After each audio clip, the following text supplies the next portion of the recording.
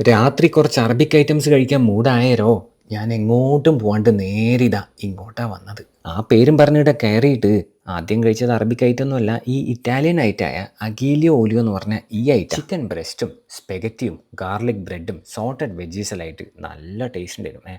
അപ്പോൾ അത് പതുക്കി അങ്ങോട്ട് കഴിച്ചതിന് ശേഷം ഇവിടുത്തെ കോൾമെസ്സി പ്ലാറ്റർ ഓർഡർ ചെയ്ത് അതിൻ്റെ കൂടെ ചേർത്ത് പിടിക്കാനായിട്ട് ഇവിടുത്തെ സ്പെഷ്യലായിട്ടുള്ള ടർക്കിഷ് ബ്രെഡും പറഞ്ഞേ. പിന്നെ ഒരു താവൂ കനാത്തും പറഞ്ഞു, ഒരു ബീഫ് അദാനയും പറഞ്ഞു. താവൂ കനാത്ത് എന്ന് പറഞ്ഞു കഴിഞ്ഞാൽ ചിക്കൻ വിങ്സ് ആണ്.